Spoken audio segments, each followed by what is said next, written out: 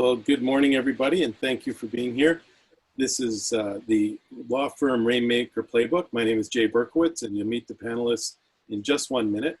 I first wanted to talk about what is a rainmaker. And if you know, saw the movie or read the John Grisham book, The Rainmaker, this young attorney becomes a rainmaker, meaning he starts getting his own clients for a firm, and then he generates his own firm, creates his own firm, and does very, very successfully because he can bring in clients.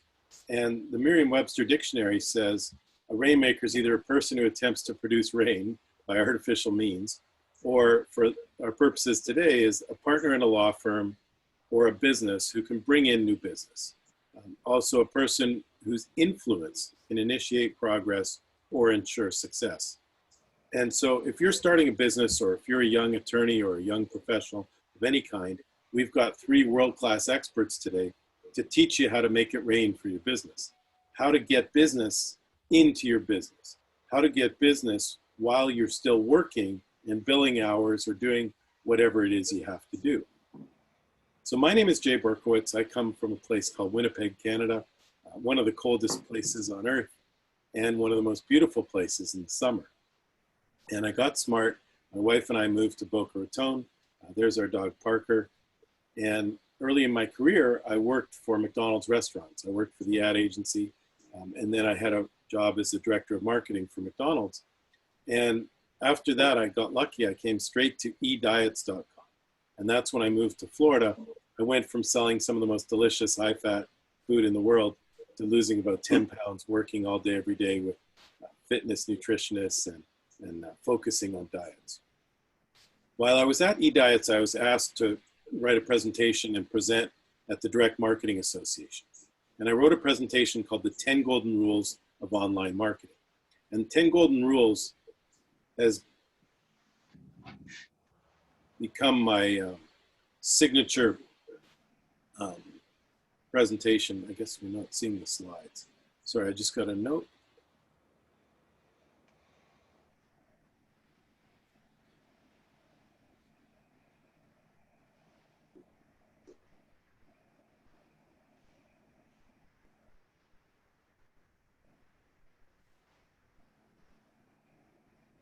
Go. And I created this presentation called The 10 Golden Rules of Online Marketing. And that presentation became the name of my company when people asked me to do consulting, and we became an internet marketing business 17 years ago. Today, we're an internet marketing agency focused on helping law firms and other professional services organizations. We work with firms all across the country. Here's a new website we just created for Stewart & Stewart in Indianapolis, Indiana. And like I say, we're sort of focused and specialized on law firms. But today we're here to help you make it rain. We've got an awesome panel, including Ken Hardison, Steve Nudelberg, and Alan Margulis. And you'll meet those folks in just 1 minute. So here's my take on Rainmaker. And the first principle of being a great rainmaker is to give with no expectation of receiving anything in return. So I spend as much time as I can just trying to help people and just trying to be a giver. I was on the app Nextdoor, and one of my neighbors was looking for a plumber. My buddy Kirk Kyle has a great plumbing company. I connected him, and it gave me great joy to see Kyle's Plumbing out in front of my house. Here's a guy I met in an online group, and he was looking for someone for his board of directors. And I recommended my friend Richard Kane. This company was looking for a florist. This individual is looking for someone to edit their company's Wikipedia page. And I connected them with someone. Someone looking for window treatments. This guy who sells sophisticated hospital medical plans. I connected him with my buddy. Here's someone who wanted help with a home inspector. My friend is one of the top predictive index guys in the country, helping you hire great people, and on and on. I think you get the point. But the position here is that a great rainmaker gives with no expectation of anything in return. You want to be a connector. Be that I got a guy or I got a gal, and give with the law of reciprocity, where you're not expecting anything in return, but I promise you it comes back to you. And it's great when you're top of mind, when people think of you as the person who can help, the person who can connect, the person who can make things happen. The second sort of philosophy I have as a Rainmaker is that your network is your net worth. And the more things I'm involved in, the more great things that come back to me in my business. For example, I'm a member of a group called the Strategic Forum. It's a CEO networking group based in New York and Florida. But I'm also based very locally in my BNI group, which are local networking groups. And it's fantastic to have people on a national scale who can help your friends and business associates out, and have a local plumber, a local air conditioning company through BNI. I'm involved in one of the largest lawyer marketing associations, and I participate in my local FLN, Florida Lawyers Network. I'm involved with a group called the Internet Old Timers, and that's been over 10 years, and some of the most influential people in internet and internet marketing and publishing are in that organization. And I'm an advisor for a locally based international startup. I'm on a board of directors, and I participate in an online book club. By the way, we just read this book. It's about America's Banana King. It's called The Fish That Ate the Whale. And it's a really fascinating story of how an immigrant created this multi-million-dollar banana company. But seriously, it's being involved in all these things that helps me make all these touch points. And then the more you give, the more you get. So the more I participate in boards of directors or get involved in organizing events and organizations, I get people looking to me for help. Now, by the way, all of these organizations are looking for help. And it's a great idea to go to any of these organizations that you're interested in, that are in your industry, and see if they need some volunteers. And if you volunteer and help with an event, next thing you'll end up on the board. I always recommend start with a skill set. So I was a marketing guy. I started on marketing. And then eventually I took different roles, maybe a finance role, or maybe writing press releases, because I was more of a business marketing guy. And I learned how to write press releases. So Rainmakers build relationships. They connect with people. And the last person you want to be is that guy at a networking event who's handing out as many business cards as possible. Now, nobody's doing networking events, but really it's not about making as many connections as possible. It's making quality connections. And a quality connection starts with a one-on-one. And so every time I'm in a networking group or any of these Zoom meetings, I look for 2 or 3 people who look really interesting. They look like they're connectors. They look like they're, a part of the organization or something. And hopefully they have something to do with my business, or I can help their business. And I send them a little note. Hey, can we connect for a one-on-one?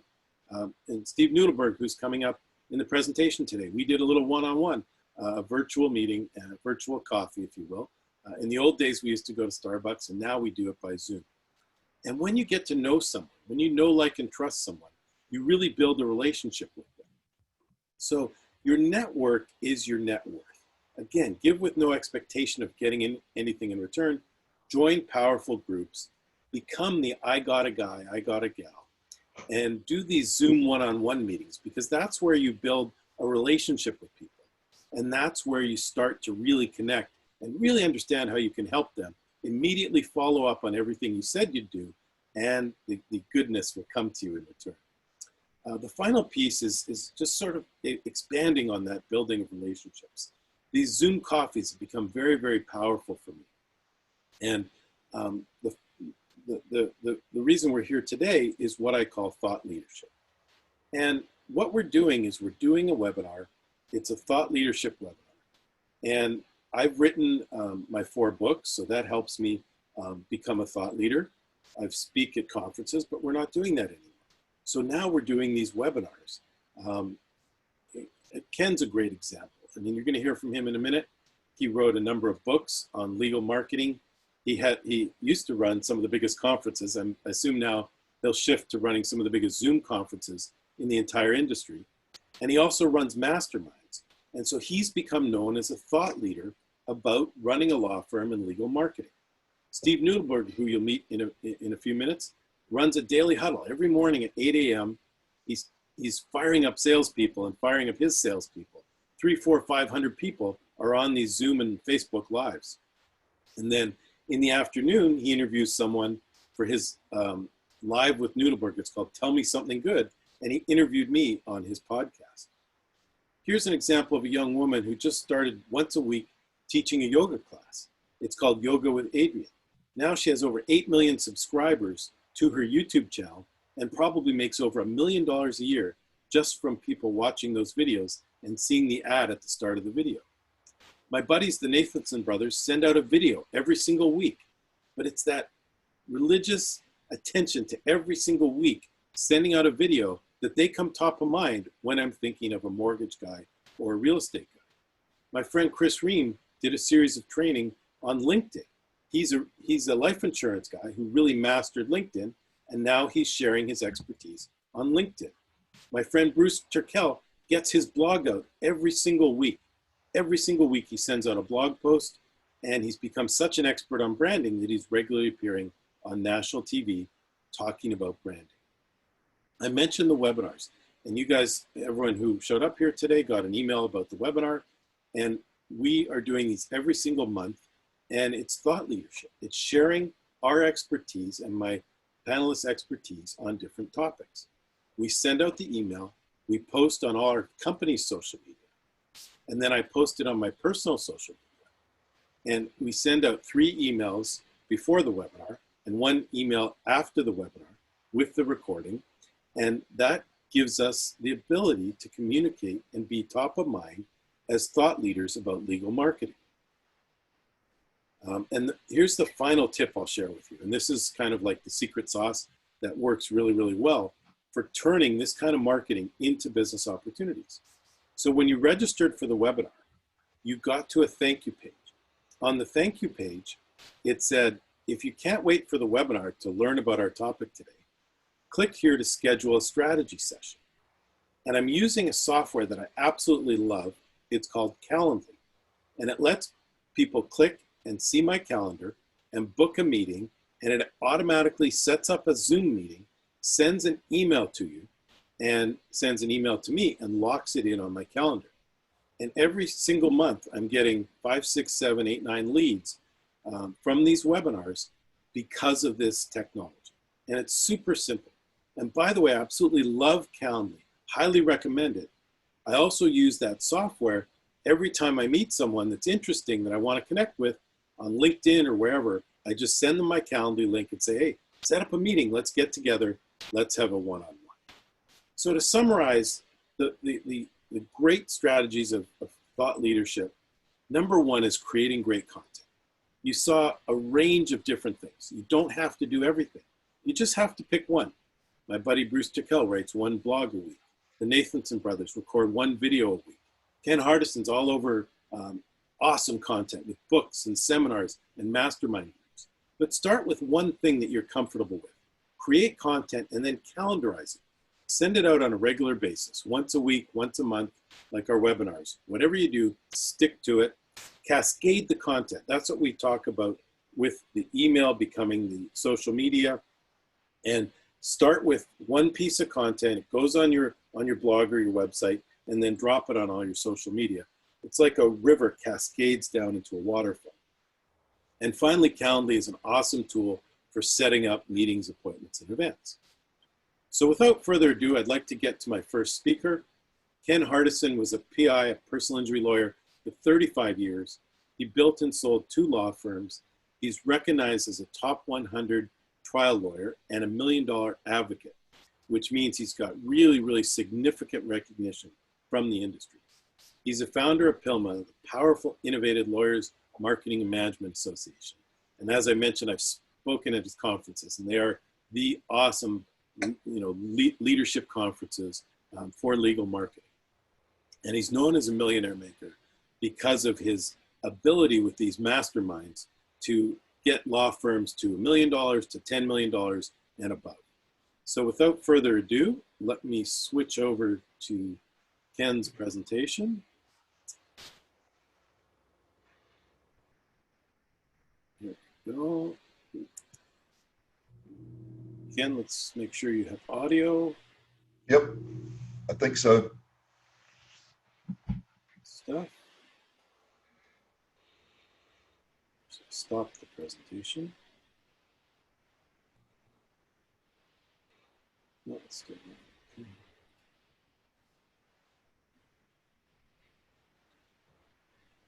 All right, Ken, make it rain.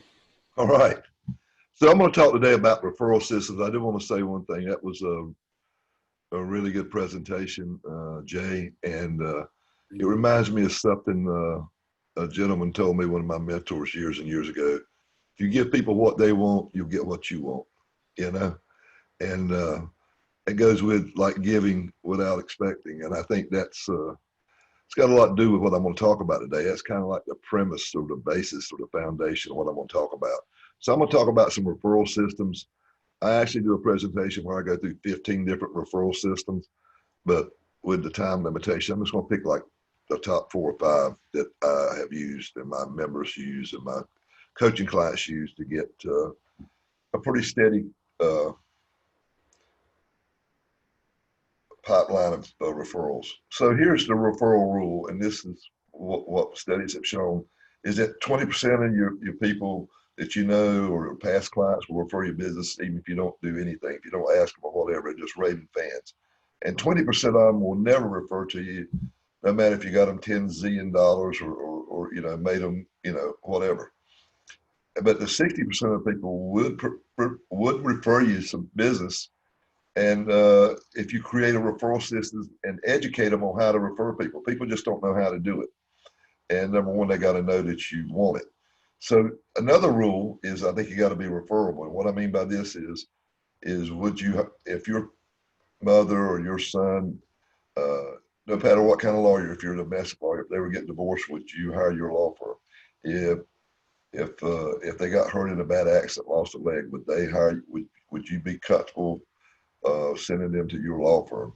And if you don't, then you got a problem. And also, if your Google Plus ratings, Google business ratings, if you don't have a lot of testimonials and at least like a 4.7 or better on your business page, your Google business page, then you got a problem. So you got to be referable. And I think client service is a must.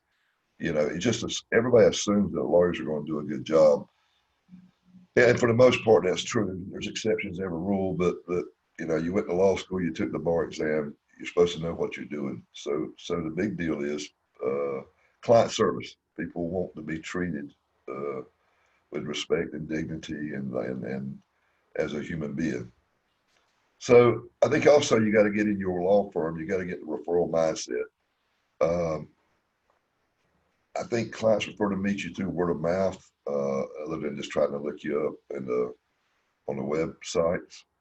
And everyone in your firm must understand that referrals are the most cost-effective way to acquire new clients.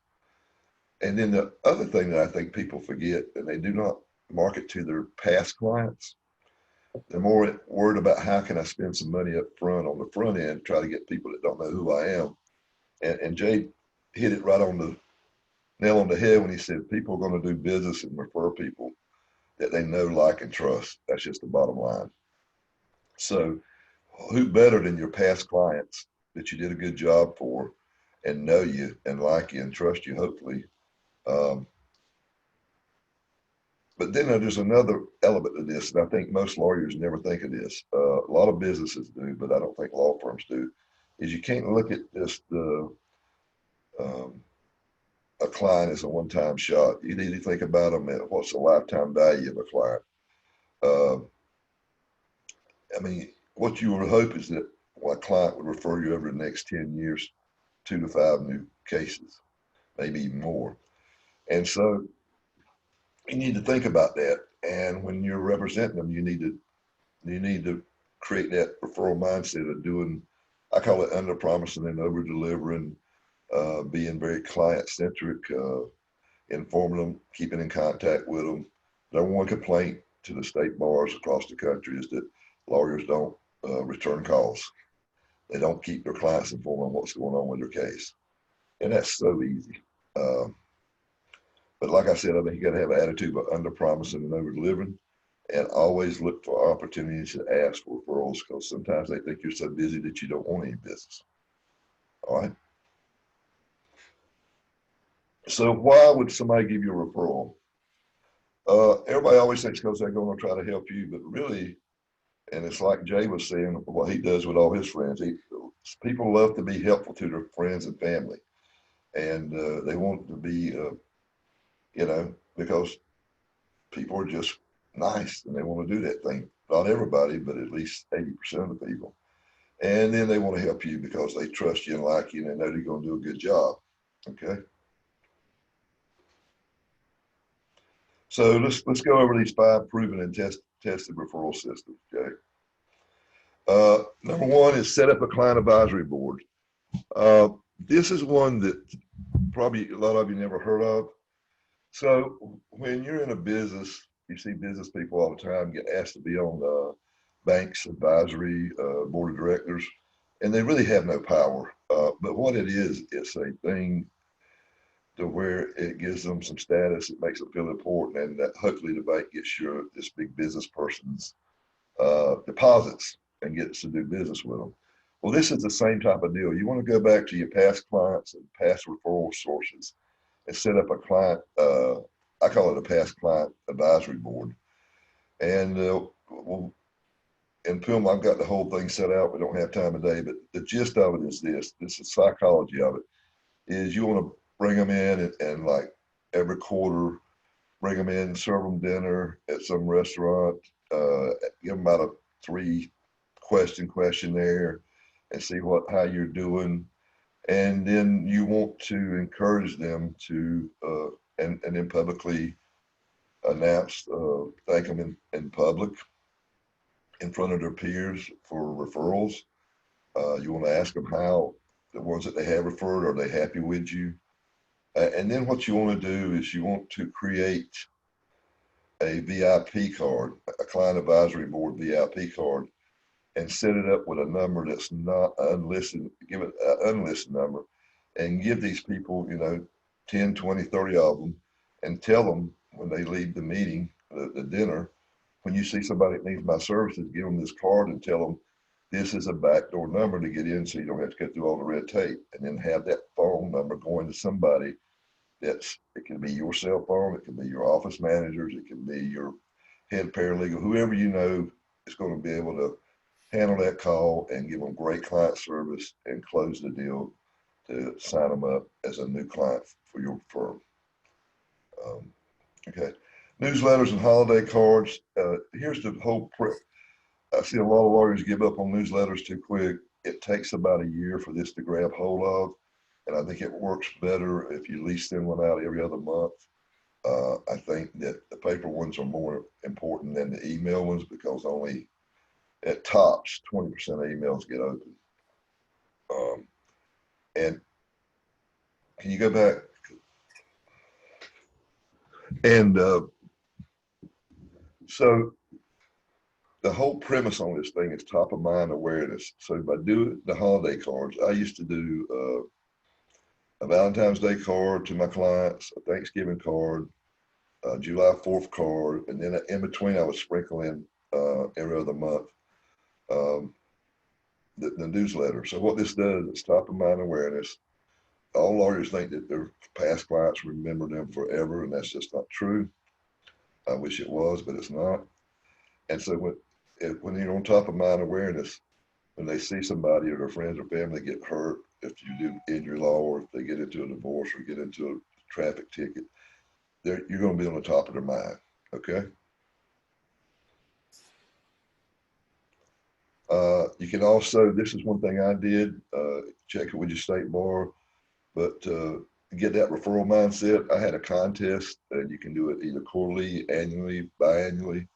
I did it annually and paid the top 3 places from referrals from our staff, and that generated the last year I did it, it generated 48 new cases.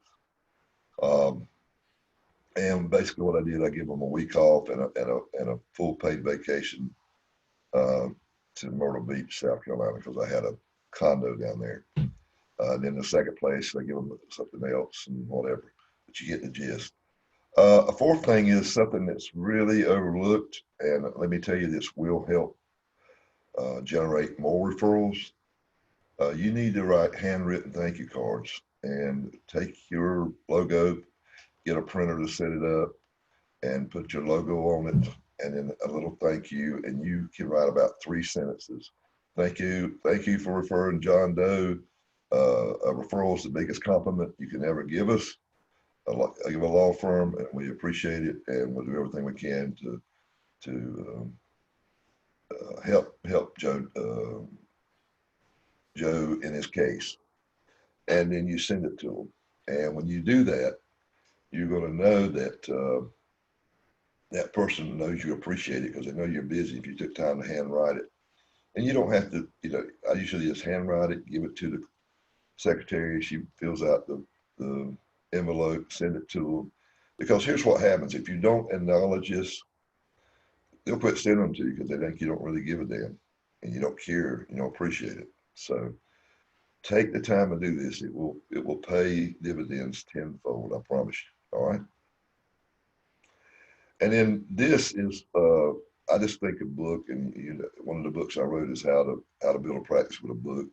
I wrote 7 different consumer books for every little different niche I had that I did. This one was for car wrecks or whatever. But I can tell you that there's a lot of ways to leverage a book because it makes you an authority, the go-to person, the expert. But here's how you leverage it to get referrals. Every new client I had, I would give them 2 or 3 of my books, and I would say, when you see somebody that's been hurt, give them this book and tell them this is the lawyer I used. So 2 things happen there, or 3 things. Number one, it makes it real easy for your client and your past clients to break that. It's an icebreaker. So it makes it easy for them to refer you. And that's what I said at the beginning. If you can figure out a system that makes it easy and show them how to do it, because they just don't know how to broach the subject. And so I would give them 2 or 3 books at the beginning, and then when the case closed, I give them 2 or 3 more books. And these books do all the selling for you if they're done properly. And when they say they're books, they're like 50, 60 pages. They're not War and Peace or anything like that. And also, I would give them out in the advisory. When I had my advisory board, I would also give them the card, but also give them 3 or 4, maybe 10 books, and tell them to give them both those things. So you give them a VIP card plus a book. And I can promise you that, these are going to generate more and more referrals and new cases. I can promise you. So I wanted to offer, I wrote a book, we were talking about systems. This was an Amazon bestseller. I've written several books, but this is the one that probably was my most popular book. And it's only like 140 pages. It's a pretty easy read. And if you want one of these books, all you got to do is email us at office@pilma.org and just put systematic marketing book, and we'll put your address and we'll mail you a copy of it. We'll even pay for the postage. But we go into these things, and it's a lot of different systems. Like I said, there's 10 other systems I got for referrals. We didn't get into about going to other lawyers and other professionals, and we just don't have time today. But anyway, that's my spiel, Jay. Yeah, and that's awesome. And you the last time you spoke, you talked a little bit about the client advisory board or the VIP dinner, and I loved when you said you do it at a Golden Corral. Yeah. You mind expanding a little bit on? Sure. Yeah, I always pick Golden Corrals because and you do it really well. Yeah, I did it at Golden Corral because it was cheap. I didn't have to pay for the room. It had a buffet, so everybody could do it. In this pandemic, it's going to be harder to do that, right? So, but you still could do a Zoom meeting and send out pizzas to everybody or whatever. You can do a lot of different things. But I'm just saying, when this pandemic is over, this is probably one of the most effective ways to get referrals from past clients, and it's cheap. I mean, Golden Corral, you get 30, 40 people out there, and it might cost you $500-$600 tops, and think about, if you got 30 people and half of them send you one case in the next 90 days before you have your next meeting, that's 15 new cases for $600. It's crazy good. And I'll give them some swag too. you know, like, and I like to give them a little bit something extra, like more than just pens and, you know, cup holders, and, you know, I'd give out t-shirts. I would give out umbrellas. I'd give out stuff between 15 and 40 bucks a piece. I'd give them better than just a regular swag, and they appreciated that too, and they would wear it and use it. And so yeah, we got a lot of our Pilma members doing this. And the deal is you have to do it consistently about every 3 months, because what you'll see is a spike the next 30 days, and then it'll level off, and then it'll drop off. So you have to keep doing it every 3 months. I love it. So you take past clients, you invite them to what you call a client advisory board. And essentially it's a dinner. They schmooze with you. They meet your other lawyers. They go home with a bunch of, you know, knickknacks and swag and copies of your book. And I think you mentioned like a VIP business card that says, hey, this is my direct cell phone number, my direct phone number. And you're really leveraging those relationships and the good work you've done for past clients, right? Right. Yeah. And that's why I had it as number one. That really is the number one way to get past clients to refer you people. Yeah. If you got a book, it even works better. I mean, it actually multiplies it by maybe 30, 40% better when you got a book. And nobody's really tried to do it like a Zoom meeting. They have not that I know of. Nobody's tried it yet. I think some of them were waiting to see. They thought we were going to get over this, but I think they might rethink it. Yeah. Great. And, you know, you touched on your books a couple times. Ken, I'll put the offer up before we finish. And I emailed that list and I got the book. Talk a little bit about how you use the books, both for law firms and now for your consulting business. Well, I never, even when this book was an Amazon bestseller, I've never made a dime off a book by selling it. And I've never even tried to sell it. I mean, it's on Amazon and some people buy it. But it's all about, to me, it's all about credibility, and it's a lead magnet. And that's why, it's, it goes back on your principle. I'm giving out a lot of great value information, and everybody, and I'm hoping that half the people will appreciate it and maybe follow up with me or want some more information. But it's just a really good, I think it's just a great way to set you apart from your competition, to make you the authority. People read it, they get to, I always try to put a little story about me in the beginning so they get to know me, like me, trust me. And it's just a good way to show who you're about and what you're about, and build a relationship. Because especially when I deal with lawyers are very, what's the word? Very cautious, skeptical even sometimes. And because they were getting hit from so many people trying to sell them stuff. And listen, I practiced for over 30 years. I know it. It won't a week go by and get 2 or 3 people saying that I got the latest and greatest thing that's going to get you rich. But that's why everything I do with Pilma is 100% money back guarantee. Every conference, every membership, anything I do, if you don't think it's worth the money, I just give you a refund. Because, and believe it or not, when I practiced law, I did this. I did injury law contingency work, so I didn't have to return the money, but I just tell them first 30 days, if you're not completely satisfied the way we treat you in your case, you can get your file, no fees, no costs. And what happened was, that's a risk reversal. And with the same amount of money I was spending, my leads went up like 23% with that one change in one thing. So, sometimes, but that's what I use it for. I digress. But the books, I think, are a really good way to set yourself apart. It's a good lead magnet, and you're giving value, and it kind of gets people to know what you're about. Yeah, no, I love it.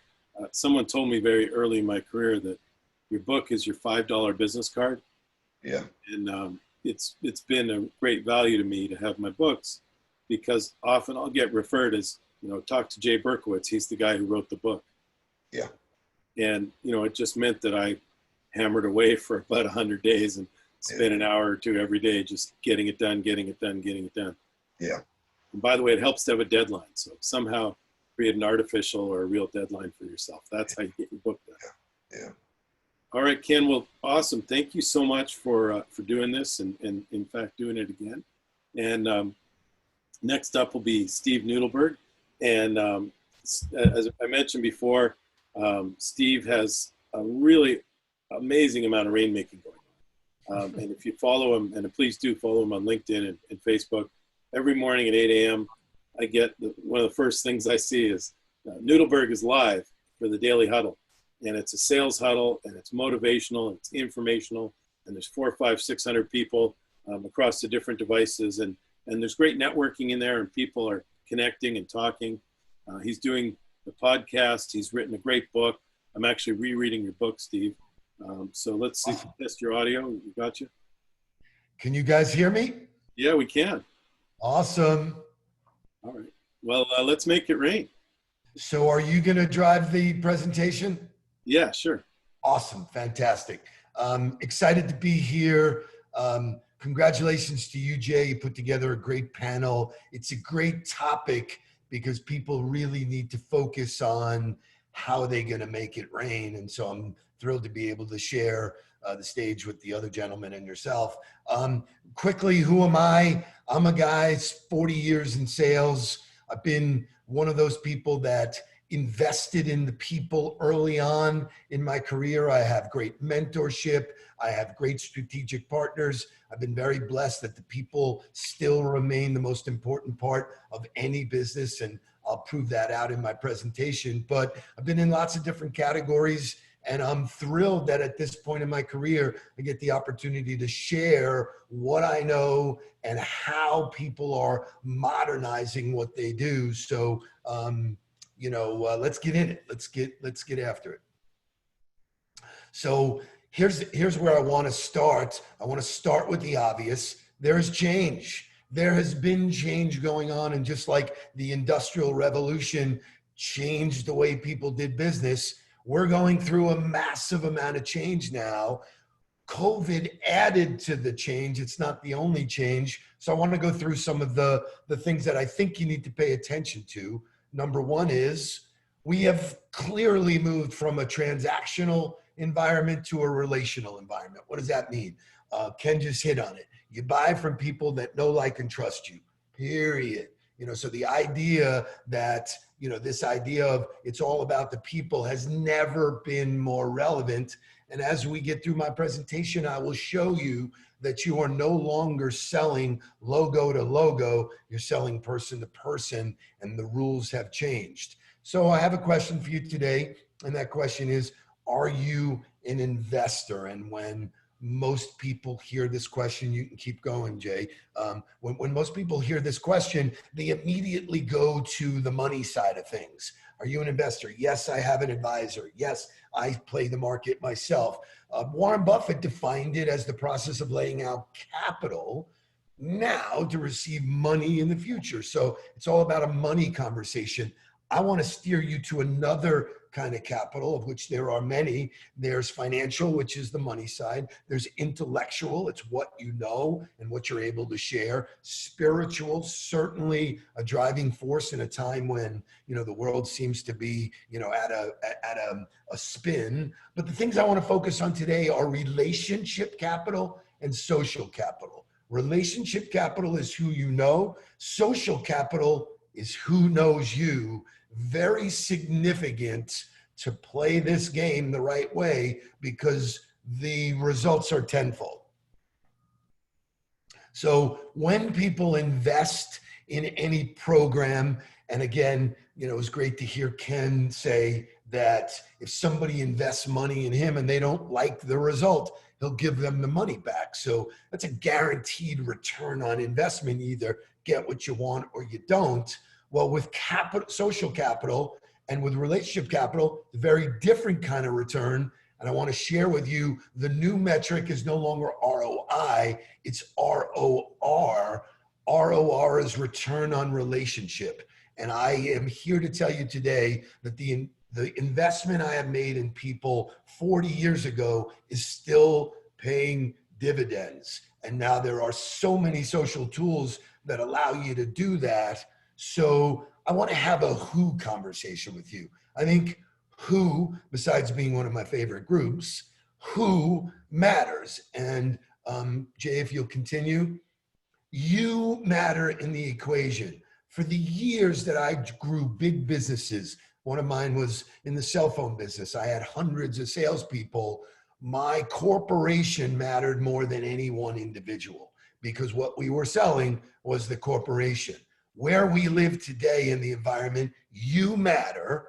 And when you talk about who you are, certainly who you know matters, and that's why I have Captain Obvious up there. Who you know is very significant. And in the days when I was hiring all those salespeople, when they would come in and say, "Well, you know, I know all these people," I go, "Great, you're going to be great in sales."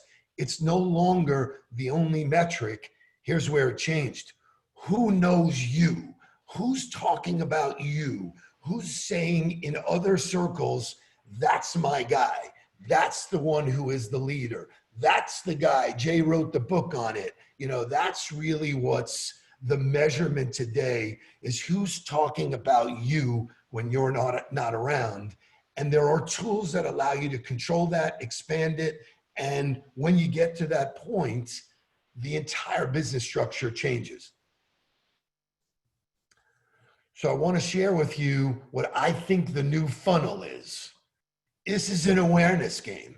The more people that are aware of who you are, keep going, Jay, the more people that can actually consider what you do. So if not enough people know who you are, that's a significant issue in your business, because the more people that are aware, the more people that can consider, and the more people that are considering you, ultimately the right percentage of them will actually make a decision.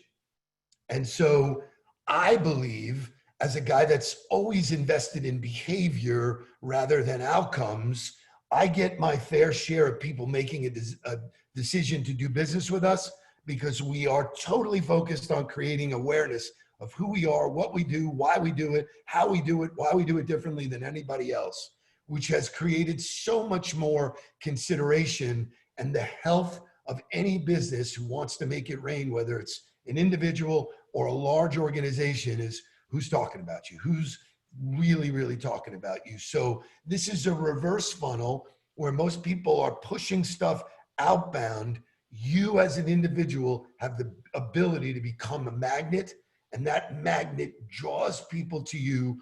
What Jay alluded to in the morning, our Noodleberg Daily Huddle has attracted so much inbound opportunity that it's immeasurable. I could not put a number on what it would cost to get those kind of eyeballs, to get those kind of opportunities, and it's all organic. So, no matter what you do in life, I believe you need to have a game plan. Most people don't have a game plan of how they live their life or what they do, but certainly if you want to make it rain, you need to have a game plan.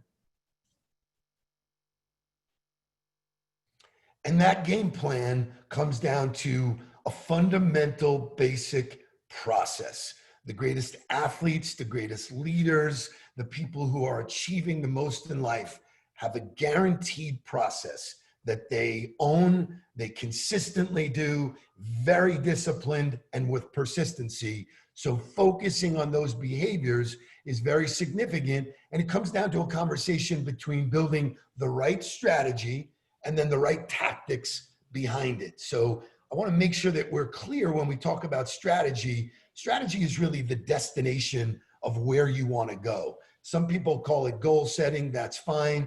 I like to look at it. If you remember the days when we used to drive around all day long, most people had some kind of app that they used to sort of, decide how they were going to get to places. So if you've used Waze, which was one of my favorite, Waze doesn't work until you put in the destination. Once you put in the destination, depending on all of the market conditions, time of day, all the other variables, it will give you a dozen different ways to get to the destination. And that's what tactics are. Tactics are the individual, if Jay, if you can hit it again. The tactics describe the specific actions that you use to get there. And so I'll get into my, specific conversation about how to make it rain. Keep going. First thing I think you need to do if you want to make it rain is understand who your dream client is. And once you decide who your dream client is, and you do that by building the right criteria. Some people call it a persona, but that could be, national footprint, the volume of the company, multiple locations, how many employees, what their favorite charity is.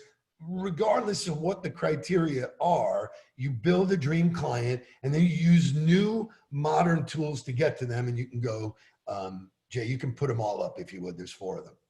So these are just an example of the new rules. LinkedIn is the absolute #1 networking marketplace to build your personal brand. It is not a platform to sell on, yet 1% of the population is using it properly. Zoom, we've been teaching people Zoom for many years. In fact, I posted 2+ years ago on LinkedIn about how grateful I was to Eric Yuan, who is the world's newest billionaire. He's a CEO of Zoom. I thanked him because it allowed me to coach people at scale, geographically, no boundaries, 24 hours a day. And he hit me right back and said, thank you. And now he and I are connected. It just shows you the power of that medium is so unique. Using them together has been fantastic for our clients. People got pushed into using it this way, but I think there are tremendous benefits, and I don't look at it as a negative. Vidyard is a real interesting tool that allows you to video yourself and embed it in email. So we've modernized the way people are using email. It's not just a flat text anymore. It's with emotion and it's with, sort of personality, if you will. And then lots of people use GIFs and emojis and stuff in their social conversations.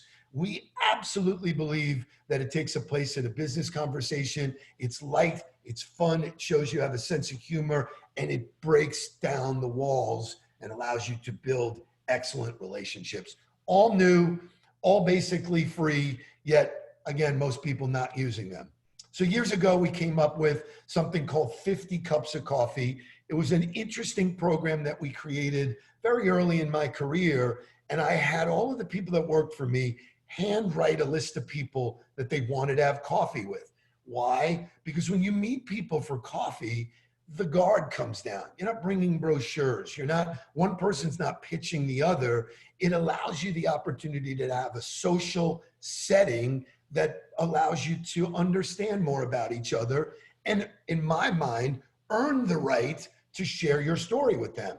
And the ultimate outcome would be they either would be interested in learning more or they would know somebody who would. Well, all the new tools that happened a couple of years ago, Jay, if you can hit it again, we now make it virtual. And Jay and I, prior to, doing, when he introduced this opportunity to me and asked me to do it, we had a virtual cup of coffee. And, 2 years ago, when we started introducing that to people, they were like, wow, man, that's really cool. I've never used Zoom. What's a virtual coffee? Well, now it's become vernacular for all the people that work with us, because all we're doing is taking something that was done in the real world and we made it virtual. It's quick, it's easy. I don't have to drive a long town. I don't need to worry about somebody listening in across my shoulder. I don't have to worry about getting a table at Starbucks. The benefits are enormous. We block this into a 15-minute opportunity. We can meet and build relationships with people at scale, which is what rainmaking is all about. So as Jay said, I do a morning show. I do it with my son. My son spent 10 years coaching college football. A year ago, he jumped out. He joined the company. He's now the president of the company, and we do real content. We give away real stuff in the morning, and Ken alluded to it, and I'm sure everybody here is alluding to it. We are in a value-driven world. If you give value, people understand what they're buying from you and they buy quicker. So I welcome you to join us every morning. 8 o'clock, we usually go for 20 minutes. We have a hard stop, and it's actionable sales stuff that will allow you to grow your mind and your practice no matter what you do. You know, Steve, you mentioned the power of these meetings, and we talked about it, I think, yesterday, that it's not just the business that's coming to you, it's a business that's coming to everybody in these huddles. And what I love is they're like-minded people. Like anyone who's going to show up at 8 a.m. ready to, you know, fire themselves up with a daily huddle that their sales manager didn't tell them to go to is going to be, you know, a pretty like-minded person for me. And I mentioned I met a guy named Larry Long Jr. And he, you know, so I sent him the Calendly Zoom connection. He set up a meeting on my calendar. We hopped on a Zoom meeting. I found a couple of things that I could help him with.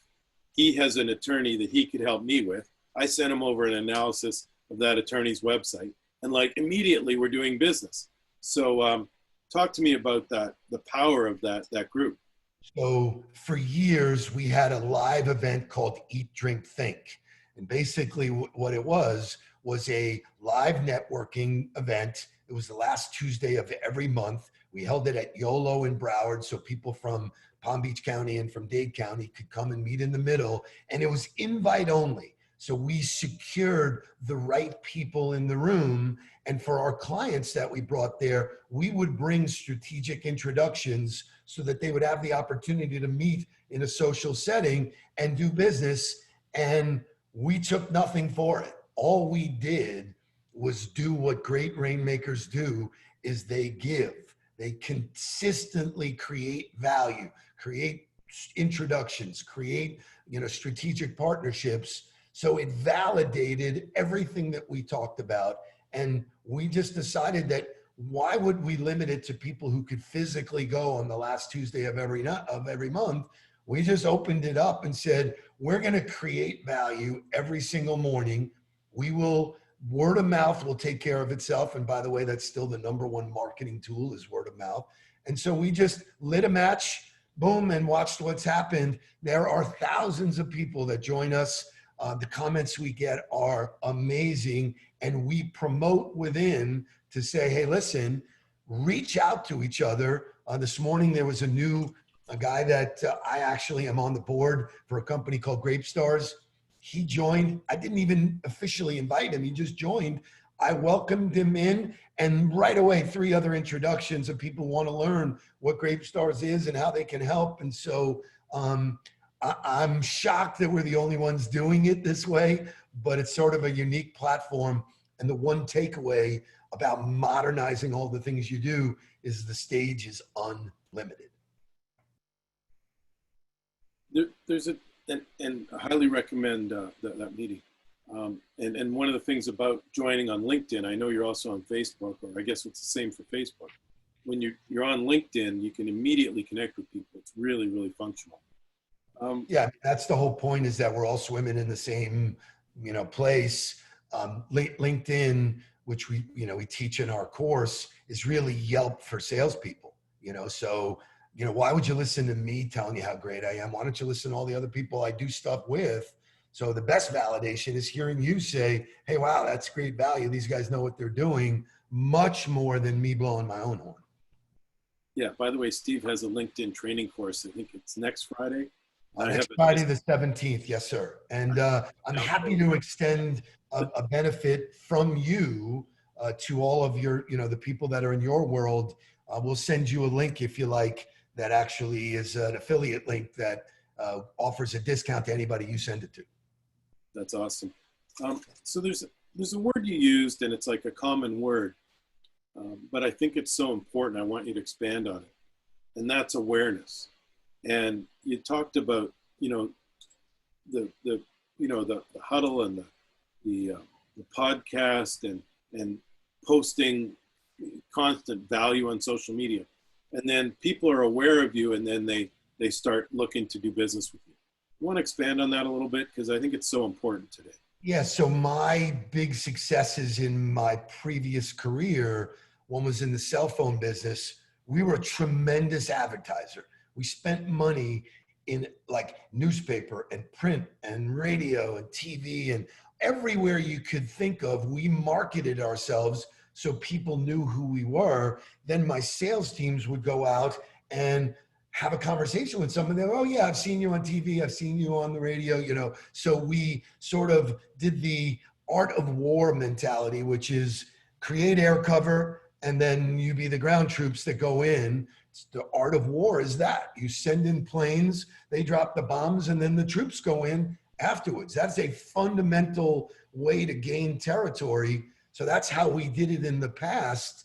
Now we can create our own air cover using social media, send in the planes, drop the bombs of value, and then people come to you. And my intention always was never to sell anybody anything. It was always to be one of the choices when they needed us as a resource. So whether it was cellular phones or marketing services or biz dev or now coaching and all the other things that we do, if you're thinking about being a coach, I want to be one of the 3 people that you call. And I'll take my chances. And that's where that's consideration is. I don't need everybody. I'm never going to sell everybody. We're not a fit for everybody. But when people inbound from all over the globe reach out and say, I've been following you. I love the way you think. I love who you work with. I'd like you to work with me. What does that look like? The first time that happened, I was like, I thought I was on candid camera. I was like, what? What do you mean? You know, and now it happens all day, every day.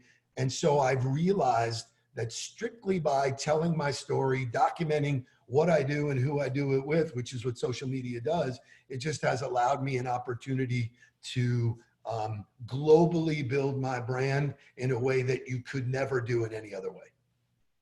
Awesome. Well, Steve, thanks for making the time. I know you got a million things always going on, and just awesome content. And thanks for being here. My pleasure, man. You're awesome for doing this. Congratulations to the other guys as well. Alan and Ken do great work. Thanks, buddy. Well, now I'm really pleased to present my friend Alan Margulis. And Alan spent 25 years building global business development teams. He's the managing director at Acumen Corporate Development, which helps professional services firms like law firms, accounting firms, sort of train and motivate their young professionals and turn them into rainmakers. He's doing this, all day, every day. He's also a board member at Urban Recipe, a unique organization that delivers food security. And I'm going to ask you a question about that at the end. And most importantly, I think he's a Winnipeg Jets and Blue Bombers fan. And I don't believe I've ever had one of those on my podcast because we grew up together. As a matter of fact, this might be a picture of Alan because we were able to go to our team, the Blue Bombers in the Canadian Football League. We were able to go to their first return to the Grey Cup, and we won in 1984. It was a cold day in Edmonton, I'll tell you that. But, Alan, it's great to have you, and I look forward to your training for rainmaking strategies for law firms. All right. Well, thanks, Jay, and thanks to everybody at 10 Golden Rules, and thanks also to Steve and Ken for their very insightful talks, and mostly thanks to all of you for joining us. Like Jay, I exited Winnipeg. I don't know if you saw behind me, but I'm living in Atlanta where it's very humid. Great to be with you. I've got a picture of the Indian Ocean behind me because it's just what I want to look at these days. And yeah, I guess you could tell I'm not a native, but anyway, here we go. Next slide, please. So I am not a lawyer. I'm instead a lifer on the sales side, but as I'll explain, I feel like I've really never sold anything. And I think you heard from the other 3 fellows basically the same thing. And there's no intent of being tricky here. And of course, there's different ways to get things done, but this is just how it evolved for me. And I think it's a very effective approach for lawyers to think about as you start to think about how you're going to build your practice, expand your practice, et cetera. So I come to this law firm business development, or BD as we like to call it, in a rather unconventional way.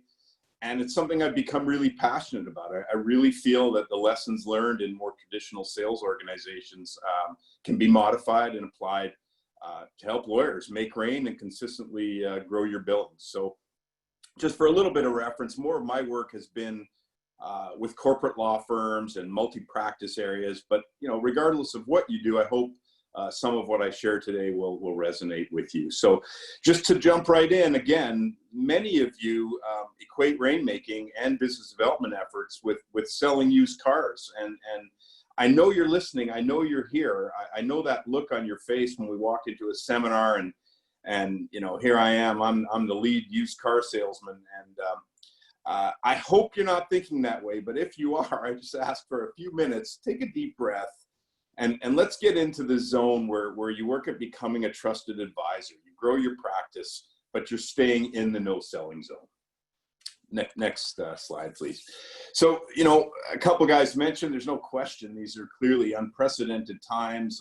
Many of us can really relate to this picture. If you're looking at the news and watching what's going on, it would be very easy to conclude that this chaotic world is where we are and where we're going to be for a long time. Next slide. But here's a completely different picture of the same world, obviously much less chaotic, rather, more organized and workable. So I just to be clear, I'm in no way making light of our current conditions, but for me, and I hope for you, it's really time to get back to basics, back to business, and get my brain away from the chaos. And I show you this slide really just to emphasize how important mindset is, and we'll speak more about that in a few minutes. So yeah, there's chaos in the world, but you know, the world is not ending, and opportunity abounds if you create a plan. I think you heard everybody mention that. A plan is critical. It's not the only thing, but it's critical. And as you listen to myself and you think about what the other fellows said, think about your own world and your own business development efforts. And are things chaotic? Are they organized?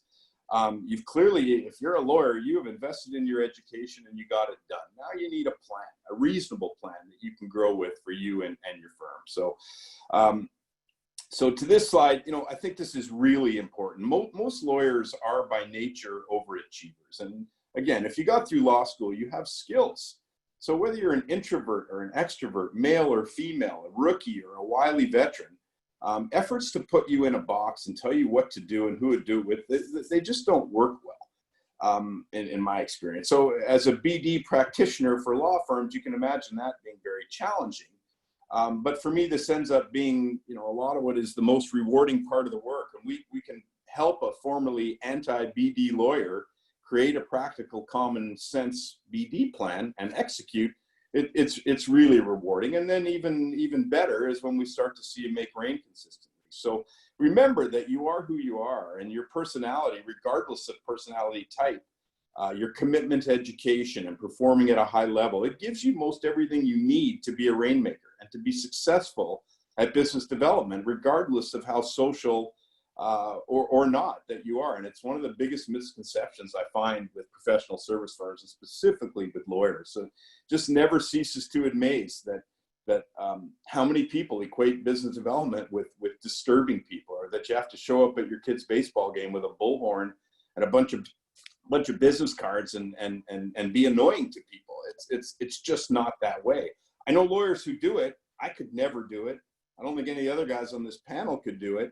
It works for you, great, but there are certainly other ways. So don't put yourself in a box. And remember, again, that there's so many different ways to get this done.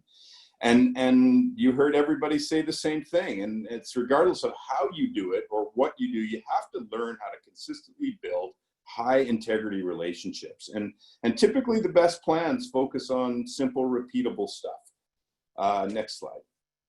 So today, Jay asked me to focus more on strategies for up and coming lawyers. And no question that strategies for sole practitioners, established associates and partners will be different, but the same basic principles and here's the key, the execution techniques apply. So there's so many things that you can do as a young lawyer to build relationships that will ultimately lead to revenue. If you're a speaker, speak.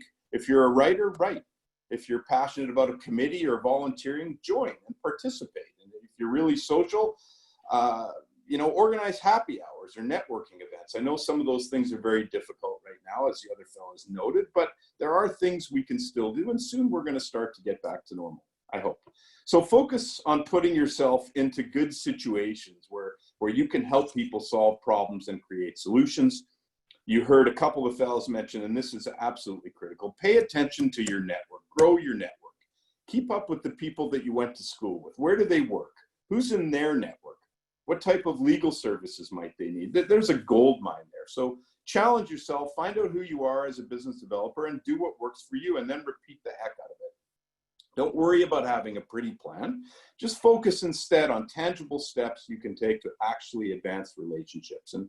And be reasonable with yourselves, young lawyers and bosses of young lawyers. I really beg you here. Overly complicated strategies will not make rain in the beginning as you're learning to become a lawyer. They take away from your primary responsibility, which is to become a great lawyer. So you don't want to get into that box.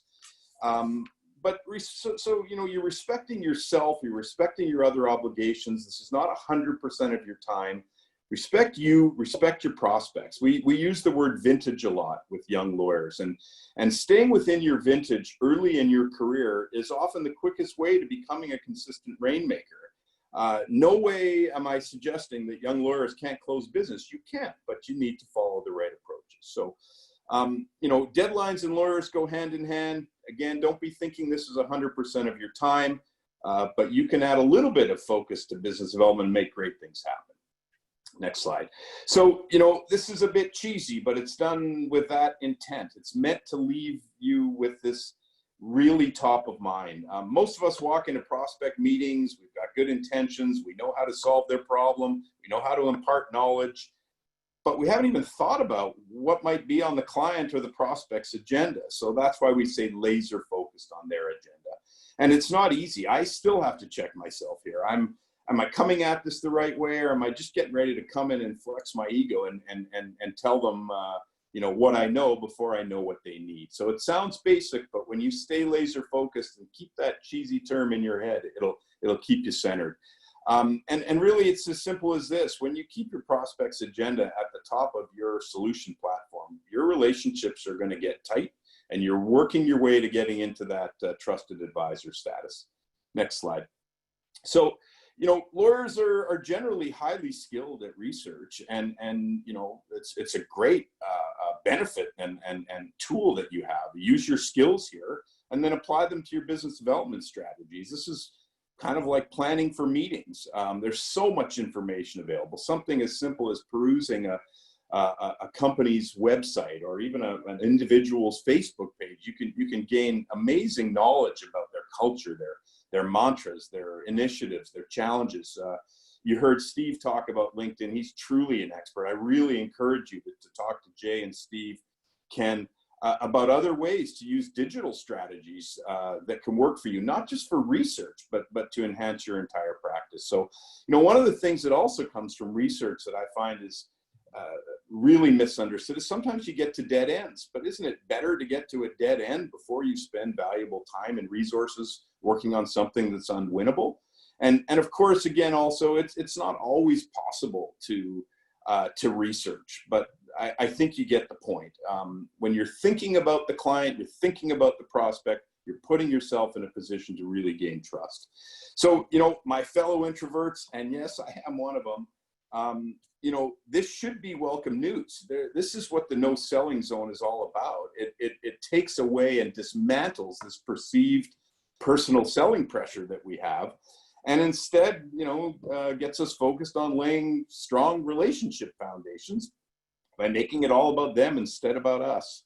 So you still need to know your wares, and you need to know how to present what you and your client can do. But this is really a huge factor, especially for young lawyers as you're looking to grow your practice. Next slide, please. So this really is my favorite slide. So, imagine you're walking into a prospect meeting or dialing in these days. You've researched their business. You understand the personal matter that is going on as best you can. You're already way ahead of the game by just investing that little bit of time to get that done. So then you can ask questions and listen more than you talk. And that's when these 8 hands that you see, is it 8 or 6? Anyway, there's a lot of them. That's where you can reach for whatever resources you need, depending on where the conversation goes. And I think this is really critical. And it's one of the most important relationship development approaches that anyone can have, regardless of what you do. Your competitors will typically stay focused on themselves and what they have to offer. But again, you're working towards trusted advisor status, and listening really works. So another way quickly to think about this is to, imagine walking into a meeting as the leader of your resources. You're asking questions, and then you're reaching back for the resources that you need. Again, no pressure on you and no selling. Next slide. So, you heard, I don't have much to add to what the other fellow said. I can't say it any better. Rainmaking and business development in general is about building strong relationships, research, searching for solutions, problem solving. And when you do it this way, and this is really what you're trying to get to, it cements relationships in ways that selling never can. And authenticity matters. When people in general, prospects or not, when they see and feel that you're genuinely concerned and truly invested in their success or solving their problem, that's where your relationships are going to be very hard to break. You get to that trusted advisor role, and good luck to your competitors once you're there. Next slide. So I love this guy. I don't want to be this guy. I've been there. I'm sure you have as well. An amazing mentor once told me, I rarely see bad sales plans. I'm quoting here. I rarely see bad sales plans, but stinky execution is very common. That word has never meant the same for me, but it's stuck with me, and it pushes me to make execution the centerpiece of really any plan. We have to start with a plan. I thought Steve said it very well. If you don't have a plan, where are you going? You need a sheet of music to sing from. The plan isn't usually the hard part. And again, as my great mentor said, the plans are usually pretty good.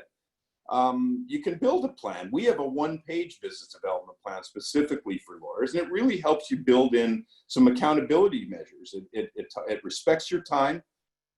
It includes goals and action steps and resources that you need, timelines, status, metrics, all on one page.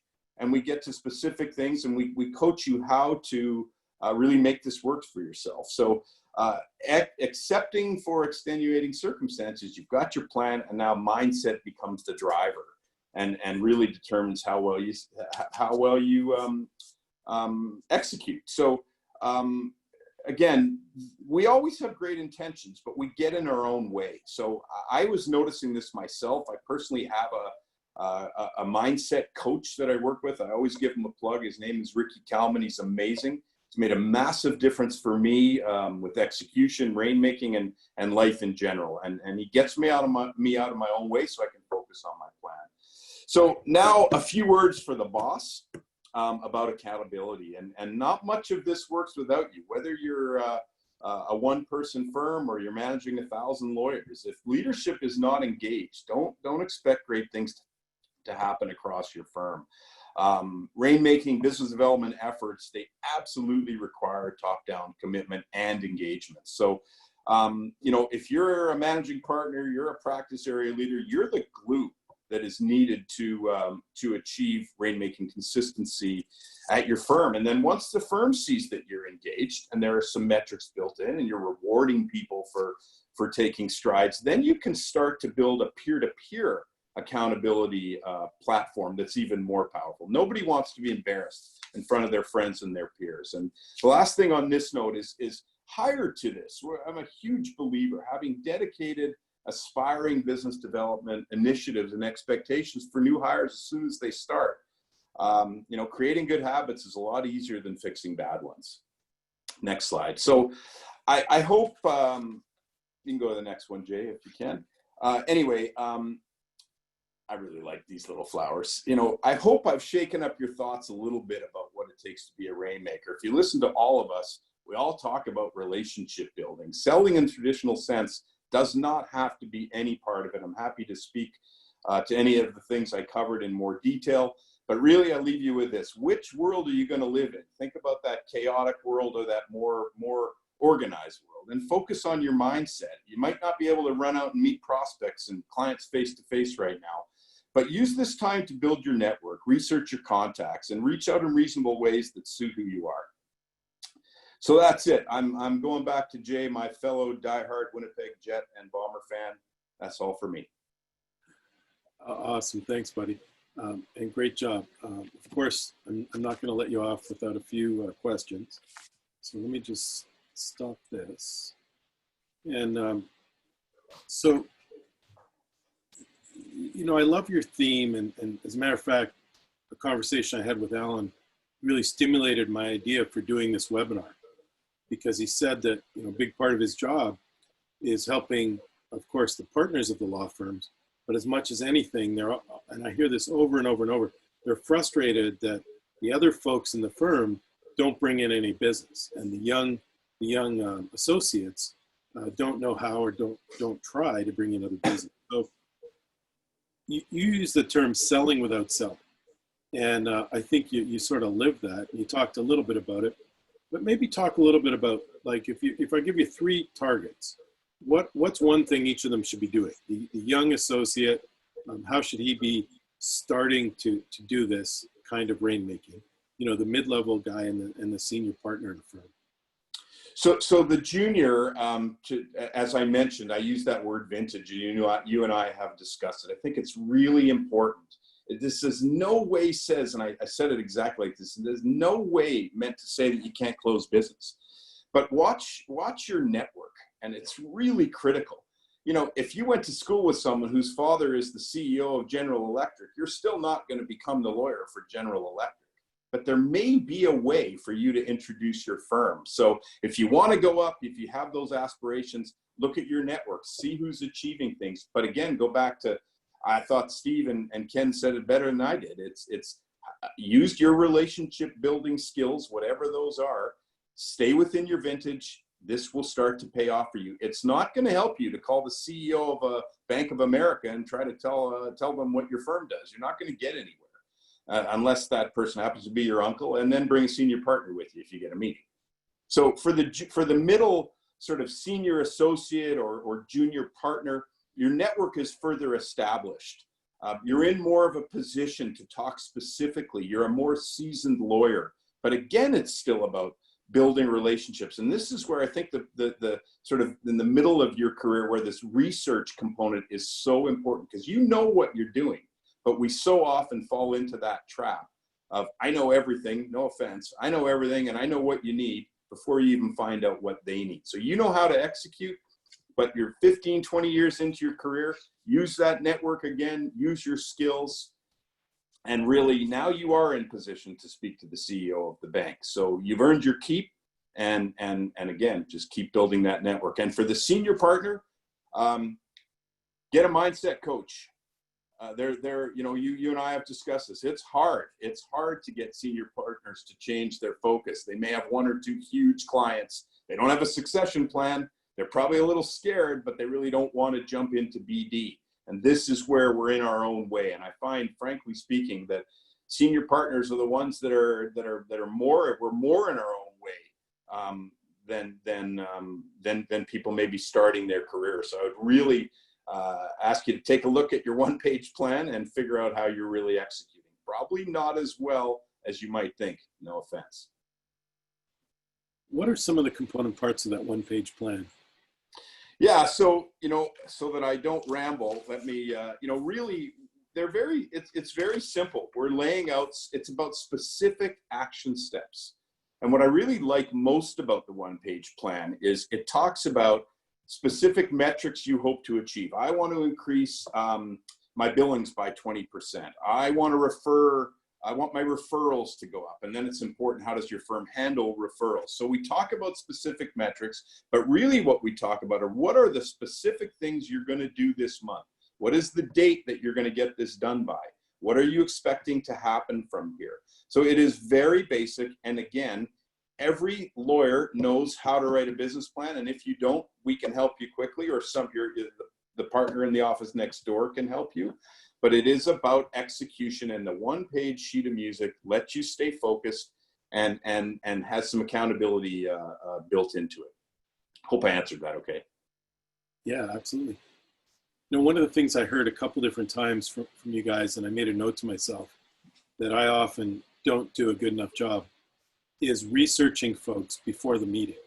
I'll generally quickly have a look at their LinkedIn, but I loved what you said about having a look at their Facebook and understand the corporate culture, because when I go and do my second amount of research, I'm generally looking at the website and looking at their competitors, and I get a feel for that, like what firms will post on their Facebook, what charitable initiatives they've taken part in and whatnot. So can you break that down for us? Like, what should a, not a salesperson, but, a rainmaker, what should a rainmaker do before a meeting? Today we're doing them on Zoom.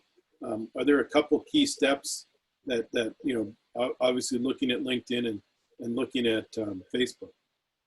Yeah, so I mean, look, in the old days when you and I were getting going, we didn't have these tools. We had to rely on, hey, Dave, do you know Joe? I'm going to see Joe. And hey, yeah, I played hockey with Joe or whatever. But now you can sit in 5 minutes and just go to their website, learn all about them. As you said, most companies, if we're talking on the corporate side, most companies are going to put up their corporate mantras and what they're into. And as you said, their charitable pursuits. You bring that up, it is an unbelievable authenticity maker.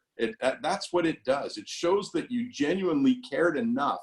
You're the big high-powered lawyer. They're probably nervous about whatever is going on in their world. And you're walking in and you didn't make it about them. You know about their business, or you know about their personal matter if you can. And I don't know how else to say it. It's really the glue that starts to cement the relationship and show you as somebody that isn't just this big bad lawyer that knows everything, but you actually care about what's going on. I don't know how to say it any better. It just creates authenticity as the relationship develops. I once paid a lot of money and bought a domain name, and I was going to start a software company that could compile that information and somehow connect Facebook and LinkedIn.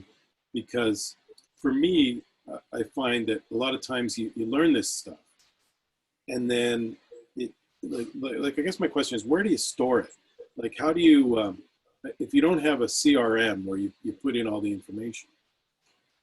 Yeah, I mean, I don't think you're trying to walk out with a novel on a particular prospect. I think if you go to LinkedIn and you know how to use it properly, I'm realizing that I'm okay, but I need Steve's seminar badly. But if you use if you use LinkedIn, if you use Facebook, and if you really, to me, on the corporate side, if you're looking at a company's website, if you can just grab a few tidbits of information, and it's not a game, it's not about some sales trick that you're walking in and saying, hey, I see that you just opened a new office in Miami. Well, if there's something relevant to that, great. But frankly, if you do say, hey, I saw that you opened a new office in Miami, right away, they know you're on their side. So it's just grabbing a few tidbits. It's not a ton of time. And it's not about creating, pages and pages of notes before you walk into a prospect meeting. When I asked that question, something popped in my head. I had a great opportunity to spend some time with Harvey McKay. It was a few years ago now, but he wrote the great book, Swim with Sharks Without Getting Eaten Alive. And he's written a couple dozen books about selling his printing company. And back in the day, they made envelopes. And he built a huge business.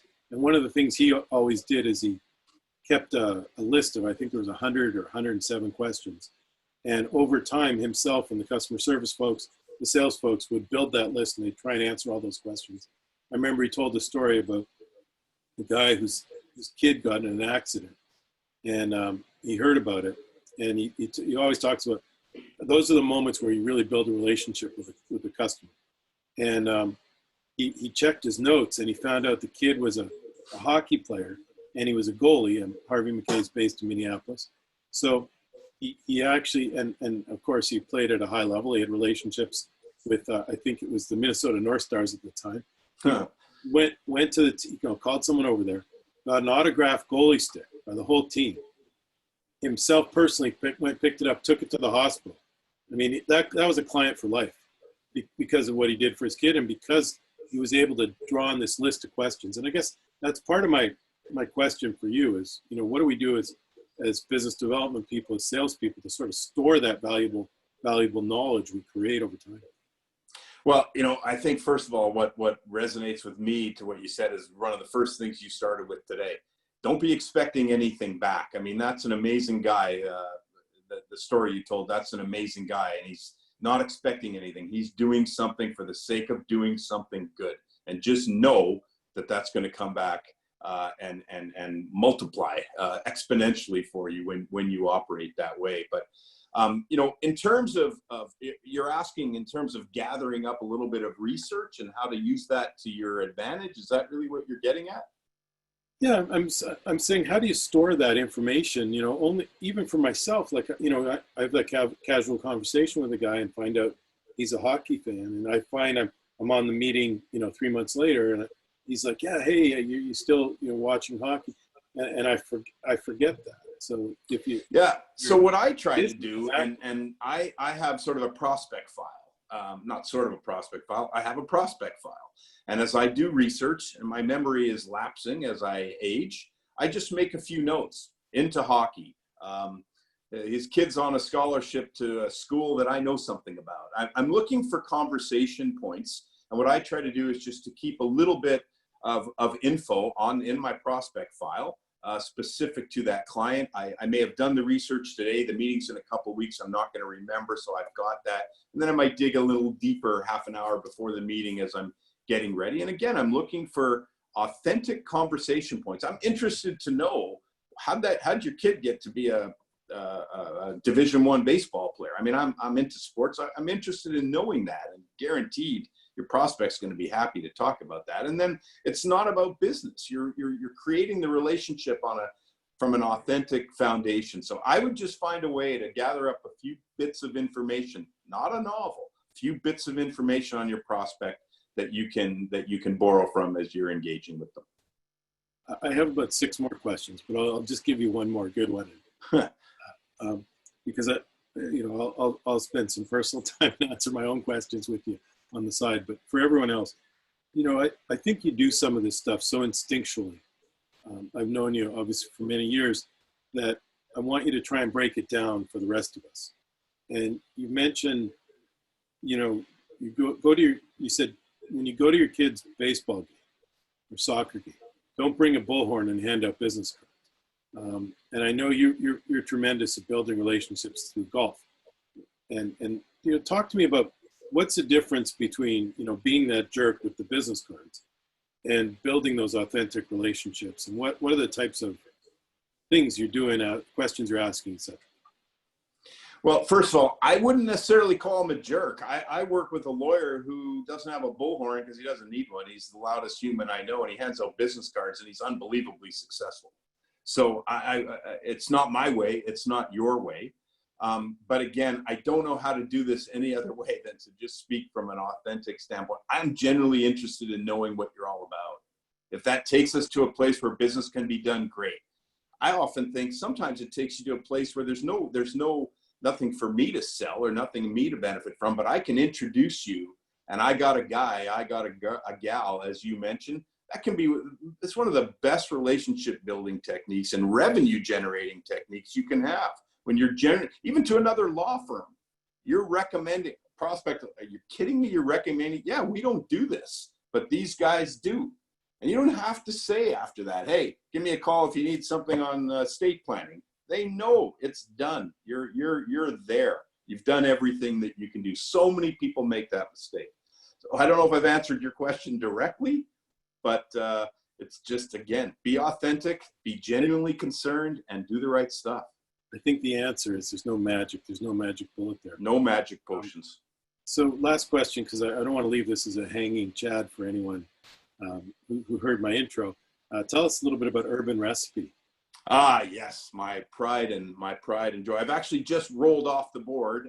We wanted some new blood, but I'm still very much involved. So Urban Recipe started in the inner city in Atlanta in 1991 by an amazing fellow named Chad Hale, who moved his family. There were literally, this is right near Fulton County Stadium, which doesn't exist anymore in Atlanta, bullets flying at that point. And he set up in the basement of his church a food cooperative. So Urban Recipe provides food subsidy to low-income families.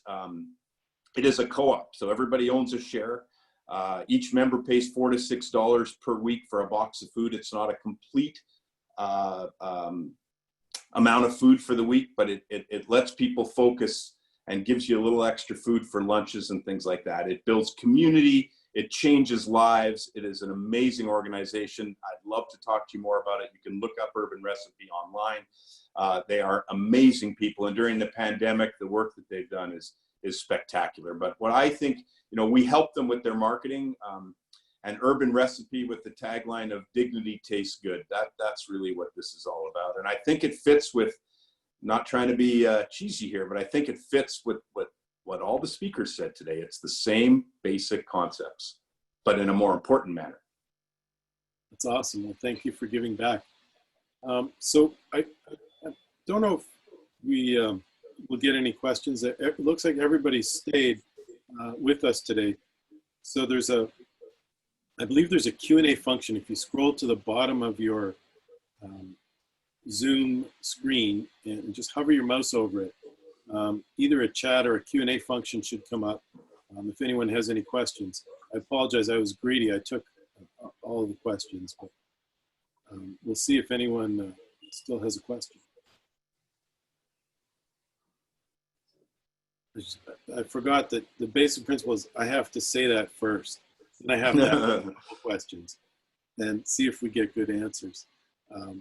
So we're not getting any questions in right away, or it's the chat. Well, Al, thank you so much for doing this. This is awesome.